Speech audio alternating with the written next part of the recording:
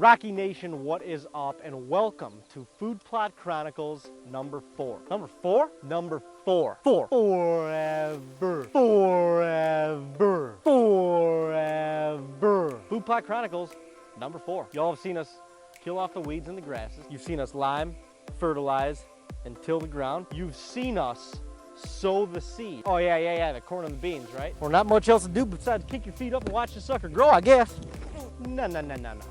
Quite honestly, the work here has just begun. This week on Food Plot Chronicles, we will be constructing an electric fence. What are you trying to shock me or something? No, I'm trying to shock the deer. These deer are pests. The last 2 years, we've put up a makeshift fence made out of metal posts and bale wrap. And although it's worked, kinda, we're bringing in the reinforcements. So this week we are going to be building an electric fence. We have absolutely no idea what we're doing, but your boy Dino did a ton of research and we're just gonna give it a go. All right guys, Food Plot Chronicles. We planted our beans last week. We got a little bit of a rainfall 2 days later. It's been so dry here and the beans are already germinated and coming up. So we are rushing to get our electric fence up. We've never done this before. This is the first time we're ever doing it. We got all of our stuff here at Tractor Supply. I went and bought it. It's kind of a big, not a huge investment, it's a big investment, but for the amount of time and work we put into the food plots, and for all you guys do that are growing food plots, it's honestly worth it because you can reuse this stuff really as long as you keep it in good condition, it'll last, but you're gonna get 5 to 10 years out of it.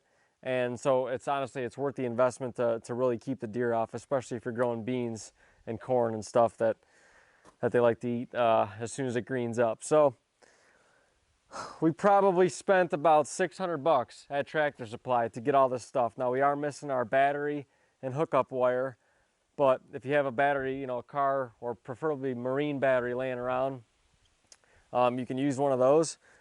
But we are utilizing some T-posts for the outside of our fence. For the inside layer of our fence, which will have 2 wires around it. We already had some T-posts, so we're just utilizing the resources and material that we got. We got about, 20 of them. We're gonna see how that works. You can keep the tension on the wires a little bit stiffer when you have a strong post like this, as opposed to the plastic. I think we'll be able to stretch them out a little bit farther. So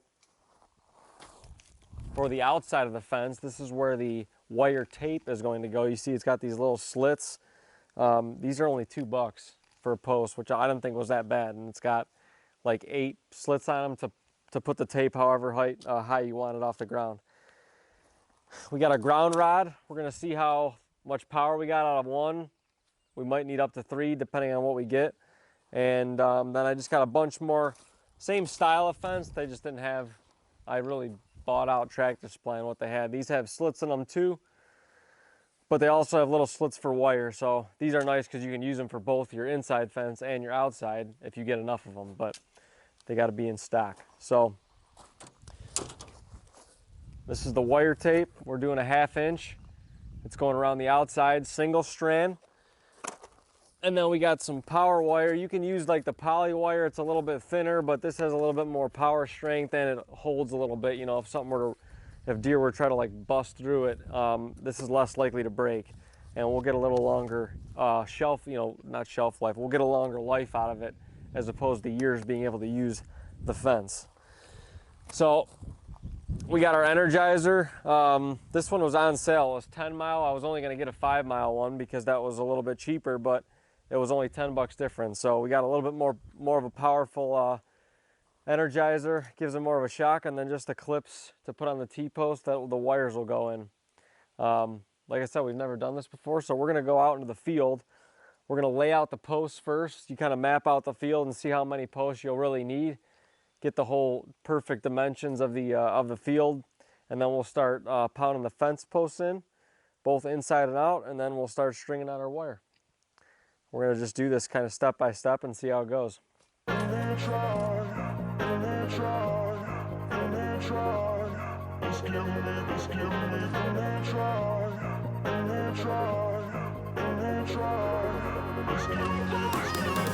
If you are using T-posts, Actually, either way, it's nice to have one of these, but these are like 25, 30 bucks. Little 16-pound fence post driver. If you're using T-posts, you definitely want them because you don't want to be using a rock or a sledgehammer. It's just not efficient. So get a fence post pounder. Get them in there.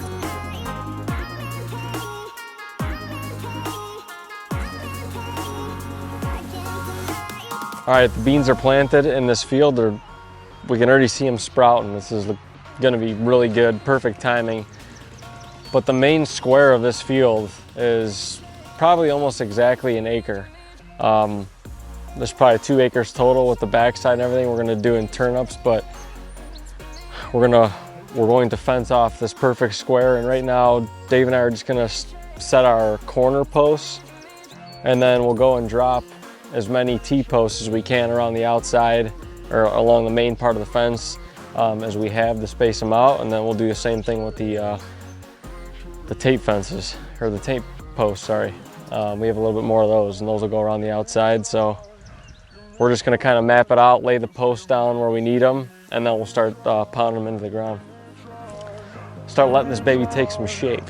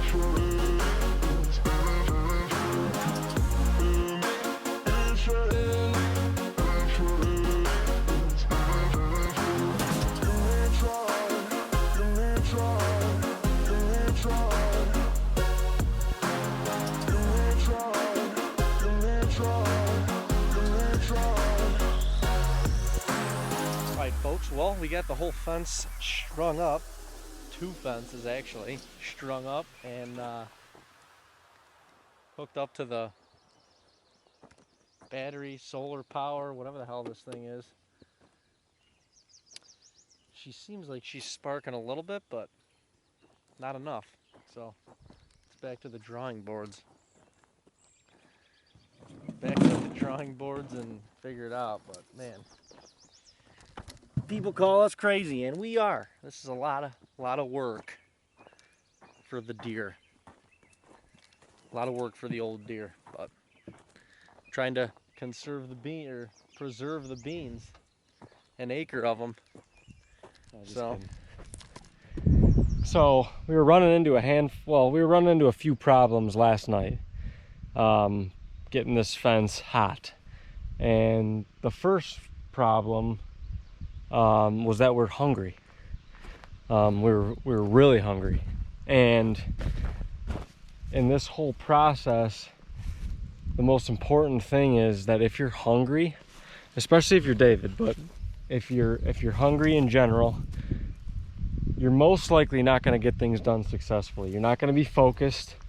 Your mind's going to be on other things, food, and you go into this like survival mode type thing, you know, and your mood, energy levels, and focus are just not optimal. They're just not. So the first problem last night was that we were hungry. So bring a little cooler if you can while you're doing work in the field. Put some snacks in there, you know, some granola bars, something to just hold you over.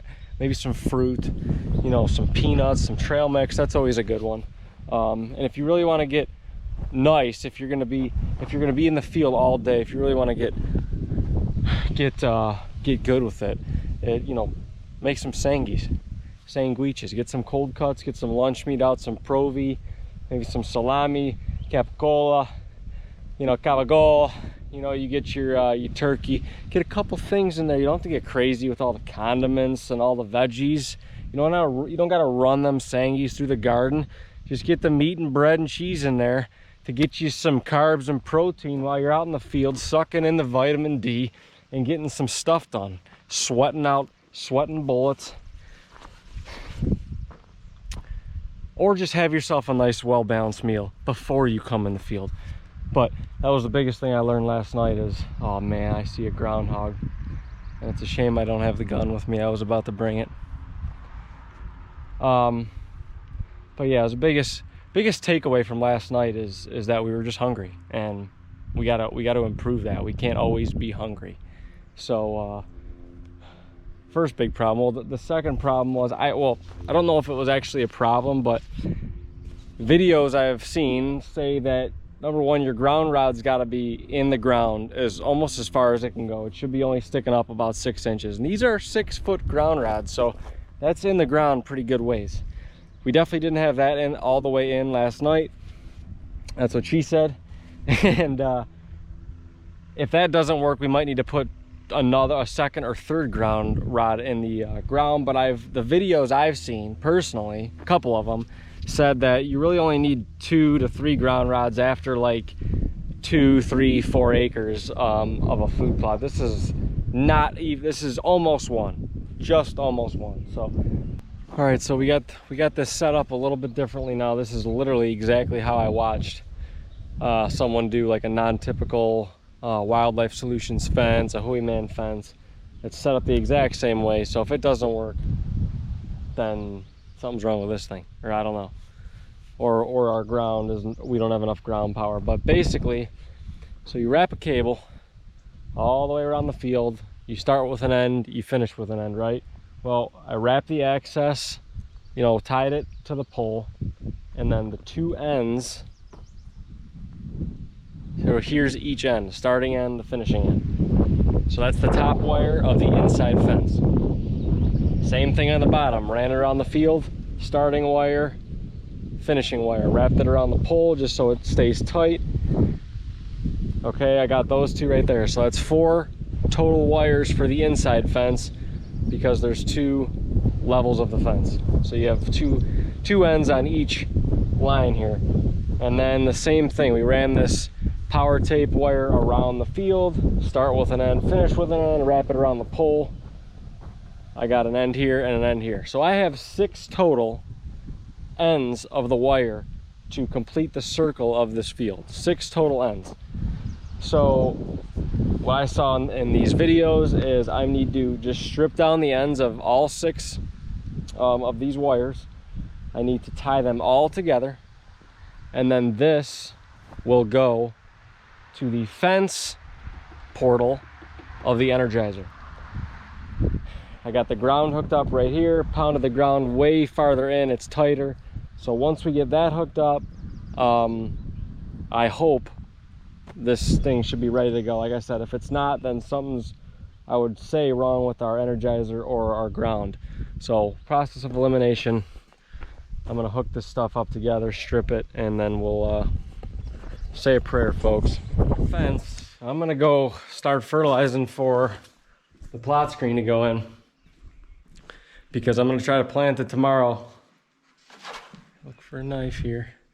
I got, what do we got? 80% chance of rain coming in on Friday, and there's a chance tomorrow night. So scattered thunderstorms tomorrow night.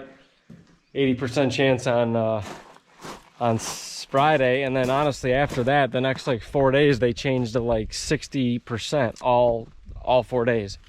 So I suspect in the next 4 days it's gonna rain. Pretty good chance of it. Let's unbag the old 19 here, uncover it. Plot screen, you don't want to undercut your fertilizer on plot screen. It loves nitrogen, and definitely needs a good rain to pack the seed into the ground, since we're broadcasting it and get up and going. But it calls for 300 to 400 pounds of of triple 19 per acre. The spot I'm going to do is about an acre. I'm going to load it up. I'm going to do at least 350 pounds of fertilizer up there because I do not want to shortchange it.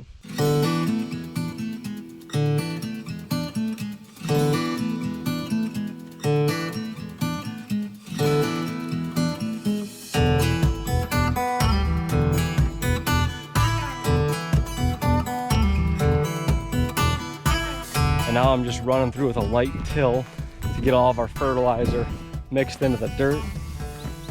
And then as soon as I'm done with this, I am going to broadcast our plot screen, our sorghum in here, so we can get some tall screenage to be able to get into that redneck gilly right there.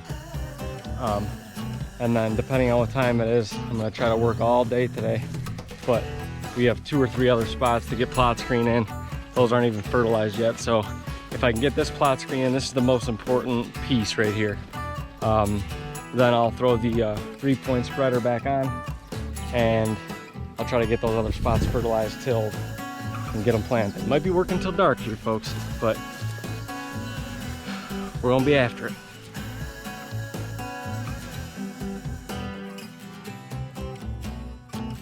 My last quick step here, we haven't done this in the past, and it's actually supposed to be a very important step. But I'm gonna just fly the 4-wheeler up and down. I probably won't hit every single spot, but just to kind of pack the seed down into the ground. I'll make like 10 passes up and down, rip through here, and we'll try to get the seed as packed down as we can in here.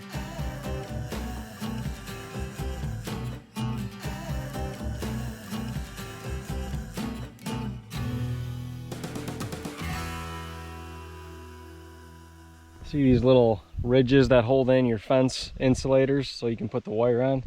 Well, I had them wrapped, you know, I have them wrapped okay on here, but since I have a little bit extra wire on here, like if it's slid up like that, see how the wire is touching these little ridges right here to hold out? That's grounding out the wire. So I didn't realize this. Even when you think it's away, now it might be on the bottom one. So I'm actually going to move my ties all to the front so that even if these move at all, they won't touch that, because as soon as they start touching the metal pole, it's grounding out the wire, and we weren't getting any flow. I got everything hooked up the right way now. Nothing's touching the fence post right here, so it's not going to ground out.